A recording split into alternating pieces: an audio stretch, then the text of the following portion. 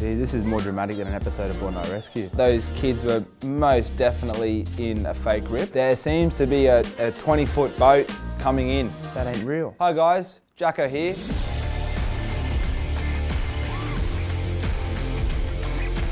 I'm here to review some pop culture episodes of Lifeguards doing their best in fake situations. So I'm going to tell you how real is it, whether it can happen or whether it's just plain old Cobb's wallop.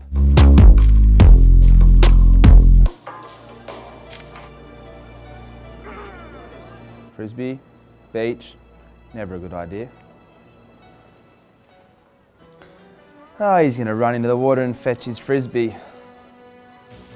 Seen this one play out before. Well, they're in pretty shallow, so unless they go out a bit further, they should be sweet. Oh, there's a hole. Oh, the Hoff. I used to watch this show when I was a grommet. He was my favourite character. Some of the boys actually met him on a boat not long. He came in at the tower. So jealous. All right. They're in a fake rip.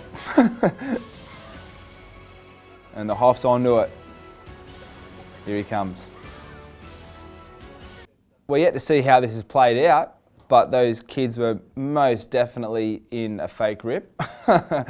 But in saying that, I have seen it before, a frisbee going in the water and people chasing their frisbee, whether it be a ball or a frisbee, and the tide just takes it out, and all of a sudden they've put themselves in a dangerous situation to get their ball or frisbee back. So look, that can definitely happen. So if you happen to be at the beach and you throw your frisbee or ball, you're either going to have to cop the loss, or if you've got a friendly lifeguard working on the day, he might be able to fetch it for you.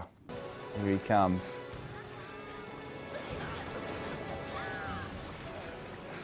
Go the Hoff. They call that climbing the ladder when they're about to go under. At the beach, when we see someone who looks like they're drowning, they're usually doing this. So just trying to stay afloat, it's literally the worst technique you could use, and it looks like you're climbing the ladder. So sometimes you'll see us say, look, he's climbing the ladder. If someone's climbing the ladder, they're not going up, they're going down.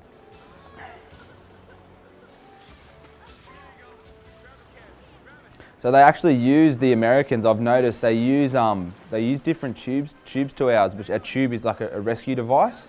And I actually like the look of theirs better than ours, because theirs it has handles and you can grab on, whereas ours is like a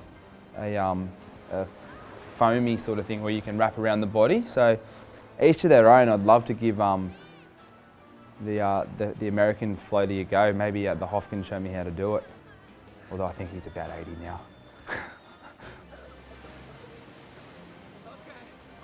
Gee, this is more dramatic than an episode of Bondi Rescue.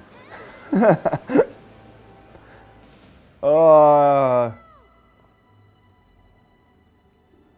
Grab him. Oh. The decision. Look, usually if this was happening at Bondi, there'd be more than one lifeguard on. So one of us would grab one of the kids, and usually, and another one of the boys, someone would be backing you up. And just as I've said that, it looks like Pamela Anderson, or I forget her name on the show. CJ. CJ's coming. One of the main reasons I used to watch the show, if I'm brutally honest. Oh, this show is so iconic. And this is what happens, 100%. So if that was me and I was doing a rescue, let's call Jethro CJ, because they look very much the same. Jethro's coming to back me up, and he's going to do a rescue on the other fella. So hopefully, if all things go to plan here, they'll both bring him in and be hunky-dory. But it seems the Hoff's underwater and he's lost sight of this kid. So I reckon I'm going to try and predict this. I reckon CJ is going to save the day here. Here she goes. Get under there, girl.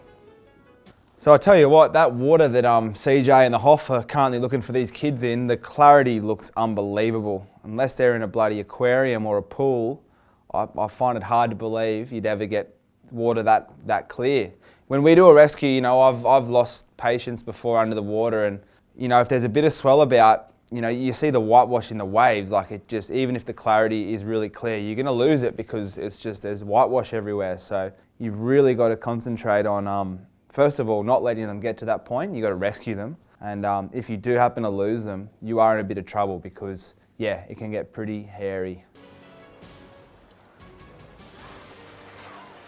All right, there's 3 on the scene now. Unless it was something like we call a mass rescue. And a mass rescue for lifeguards is we'll pretty much sound the shark alarm and close the whole beach, because that means we're bringing too many lifeguards to one situation, and you've got to be careful of doing that because anything could be happening on the other side of the beach. So the fact they're delegating 3 lifeguards to the situation, I don't think is real, because you need to be closing the whole beach, which is what our protocol is. I'm getting a bit serious here, but that's what happens. As soon as you've got more than 2, you'd probably refer to it as a mass rescue and close the beach. There seems to be a 20-foot boat coming in into the break zone. So I'm not sure how well you guys know the ocean, but boats and waves, especially huge ones like that, it's almost like driving a cruise ship into the ocean. So it's just silly. At Bondi, we would have our jet ski on scene there. So before things usually get out of hand at Bondi, if it is super busy and we're doing heaps of rescues, first thing we think of, put the ski in the water. They're fast, manoeuvrable, and the easiest way to perform a rescue. Well, not the easiest, but the most effective when lots of people need rescuing. So yeah, the boat certainly wouldn't be coming in, so that ain't real.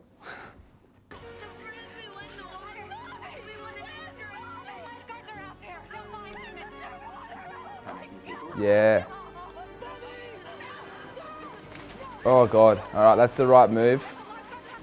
Yeah, so, you know, sometimes we deal with lots of distressed family members, and it can be quite confronting, you know, with them seeing loved ones hurt or in, like, you know, almost dying. So we usually delegate, like we'll have 8 lifeguards. On a busy day, we'll have 8 lifeguards on the beach. So one of those would, you know, if the beach is covered, will be sort of almost like a counsellor to the loved one to assure them that, like, the professionals are doing everything they can. Certainly trying to calm them down from causing a massive scene, because it's the last thing you want. All right, well, that's me, Jackson, wrapping up. How real is Baywatch? Look, I'm not gonna lie, a lot of it is pretty fake, but I did see some things that we certainly use in our day-to-day work. So don't want to piss off the Hoff. I love the Hoff, and I love Baywatch still.